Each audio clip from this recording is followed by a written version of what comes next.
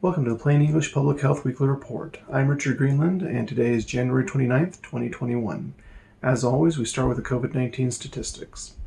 Worldwide, we have over 102 million cases and over 2.2 million deaths. In the United States, we have over 26 million cases and over 445,000 deaths. Let's start our report with some really good news. Over the last 2 weeks, the average daily number of cases of COVID-19 has dropped by about 35%. The number of hospitalizations during that time has also dropped by about 15%. Deaths are staying about the same, but those numbers usually lag by about 2 weeks from the cases and hospitalization numbers. So this is definitely good news. Experts aren't sure exactly why we're seeing this big decrease in numbers, but they've got a few good ideas as to why. First off, the vaccine is starting to take effect.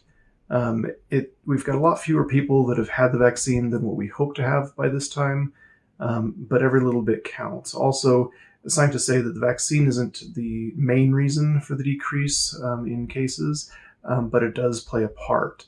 It's especially important because those who have received the vaccine already are typically those that are a higher risk of either getting COVID-19, such as those who work in healthcare since they're exposed to it a lot more, or those that are at higher risk of developing a serious illness due to COVID-19, such as the elderly and those who have already pre-existing conditions. A second reason, or a factor in the decrease, is that we're seeing an increase in compliance with CDC guidelines, including wearing masks and practicing social distancing. Public health experts believe that there are a couple main reasons for that. One, President Biden and his administration have made a point of encouraging people to wear masks, especially since that's been part of President Biden's first 100 days in office. And so that they say that is actually making a bit of a difference. And two, which is probably even a bigger part of it, many people seem to have taken to heart the pleas of public health professionals to hold on for a bit longer until the vaccine is available to everyone. Right now, since we can see the end in sight, the end's in sight, we're getting close. It's a lot easier to decide to actually do something when you think it's almost over and you've got an end date. Even if it's a kind of a moving end date or a not so sure end date, it at least looks like it's close, and so it's easier to convince people to actually do something about it. Earlier on in the pandemic, it was hard to say, we're going to be done by such and such a date or this period of time. It seemed like it would go on forever, and people just aren't willing to do things as much when they think they're going to have to do them forever, and they're not very fun to do, like wearing a mask and social distancing. But now that we have kind of an end in sight, it's getting a little easier for most people to actually do this. So let's be part of that. And so the third major factor that we're seeing as a reason for the decrease in the case numbers is that we've moved far enough away from the holiday season that we're starting to plateau. There was definitely a surge in cases during or after the holiday season. Right around that exact time that we thought it would happen, we surged. Public health experts were warning about it. It happened. We're not perfect, but we've got science. We can show that things are likely to happen. And in this case, unfortunately, we were right. So it is unfortunate that so many people did not listen to what the CDC and other public health professionals were saying.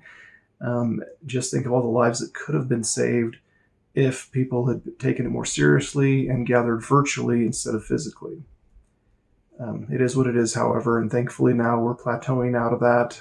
Hopefully we'll drop even a little more, and it'll eventually just go away here as we get more people vaccinated, more people following the CDC guidelines, and further away from any of those big gathering like the holidays were.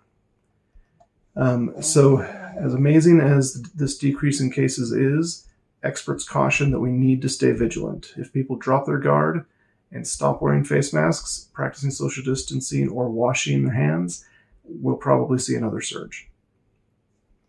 So speaking of face masks, there have been a lot of discussions this week about the importance of face masks, especially what types of face masks or what ways of wearing face masks work the best. So we already talked a bit about this in a recent report.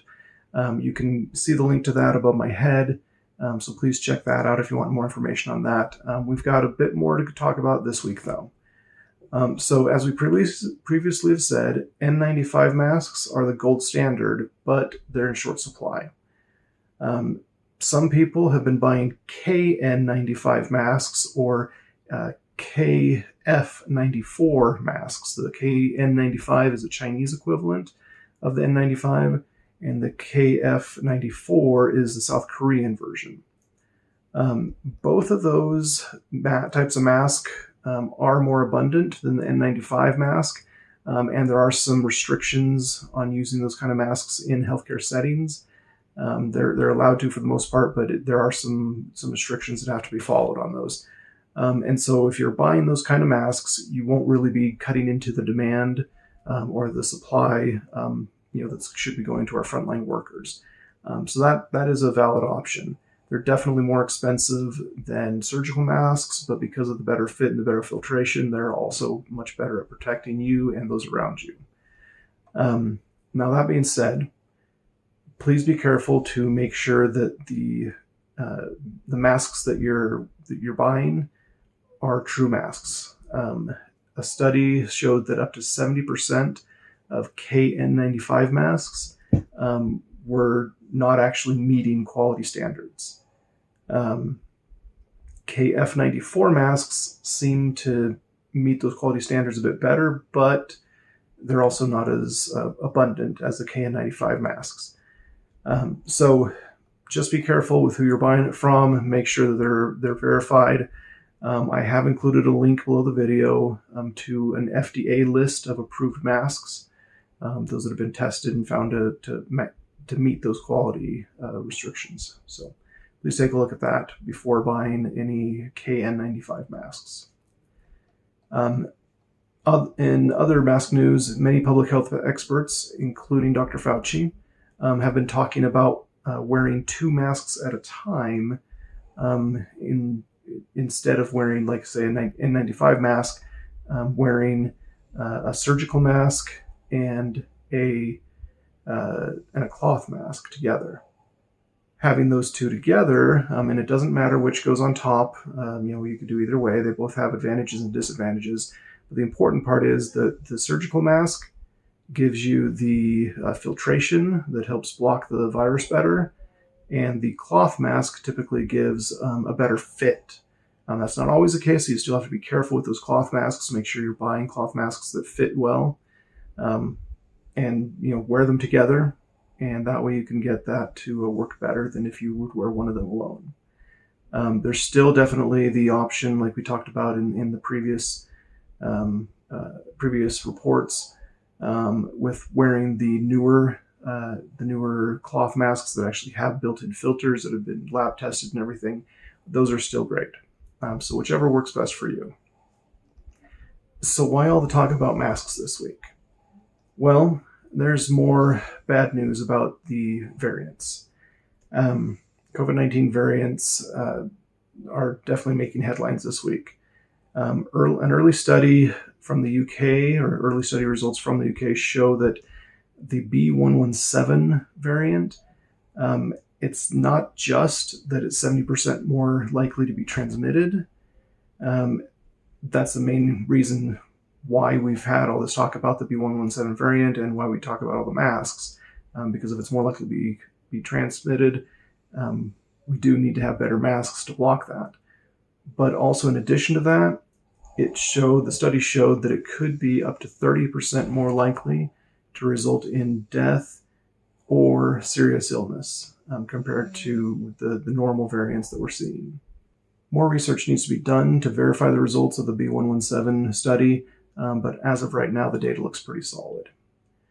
In addition to the bad B117 news, a new variant was discovered in California this week, and the 501v2 variant, the one that started in South Africa, that one has been found in the United States now. In fact, they say most likely, even though they haven't detected it in very many places, it's probably already spread pretty well throughout parts of the United States. Some of the more populated parts of the United States probably already have quite a few of those. Our current vaccines and the ones that are going to be coming out soon are all showing at least some decrease in effectiveness against the 501v2 variant. Moderna, at least, is working on a booster shot specifically to fight against the 501v2 variant. So we'll see how that goes. They should be able to get that done in a few weeks, like we've talked about in prior reports. In other vaccine news, Johnson & Johnson's initial results came out, and they're showing a 66% average effectiveness in preventing COVID-19. That's quite a bit lower than the other vaccines we already have, so that's kind of disappointing, but it's still higher than what you typically get from a flu vaccine. And the government has said that anything over 50% that doesn't have any health risks, any major health risks, would be approved. So this is likely to be approved soon.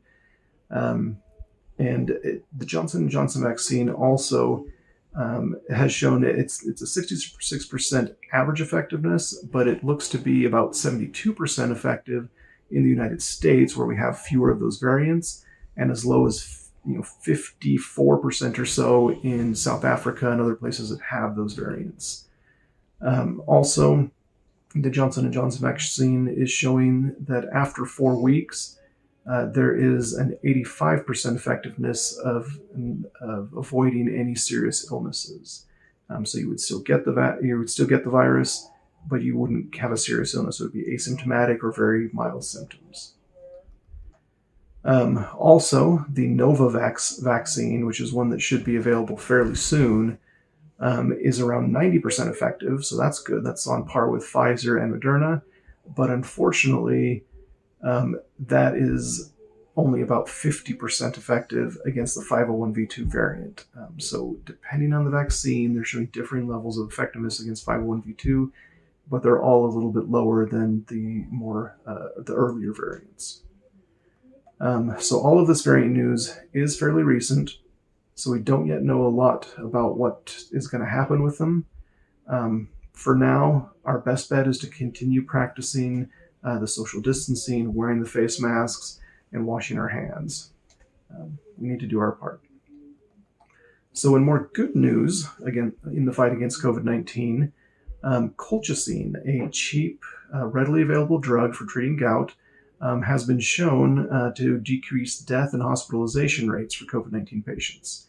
It's, as with pretty much all our news right now about medications, we still need more research, but it looks like this is very promising. Another new medication looks to be nearly 30 times more effective than remdesivir at treating COVID-19 patients. The drug, Aplidin, has finished phase 2 testing and is going to be starting phase 3 testing here shortly. If everything goes as expected, we should very soon have a very powerful drug in the fight against COVID-19. The FDA has also issued a warning about using hand sanitizers from Mexico. In fact, approximately 84% of the hand sanitizers from Mexico that they've tested have been shown to not be effective. Either they just don't have enough alcohol in them to actually be effective as hand sanitizers, or in the case of over 50% of those hand sanitizers they tested, there are actually dangerous ingredients such as methanol or other things in them that could actually cause bigger issues. So please don't buy any of the hand sanitizers from Mexico. Now, if you have a brand of hand sanitizer that you bought from Mexico that you've been using for a while, it's been working well for you, that's fine. What we're more concerned about is the new crop of hand sanitizers that started up just with the pandemic. They're just trying to take advantage, basically, of the demand for the hand sanitizer, and they're cutting costs anywhere they can. So just be careful with those. So to end this report, I'd like to address the recent rumors of people dying after taking the COVID-19 vaccine. There have been some deaths reported in Norway, Germany, United States, and a few other countries among the people who received the vaccine. So far, nothing indicates that the vaccine is the cause of those deaths. Most of the deaths were among those who were already close to dying anyways, due to other health issues, and it's almost 100% certain that they died because of those things and not the vaccine.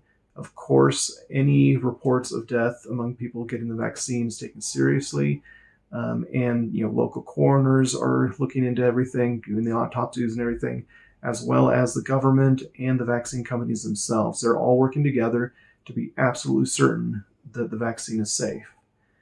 In reality, lots of people die every day, especially among those populations that are older or have significant health conditions. And those are the ones that have been getting the vaccine mostly lately. And so the number of deaths we've seen from people that have already had the vaccine is actually statistically normal. There isn't any higher amount of people getting the vaccine that are dying. In fact, it's a little bit less.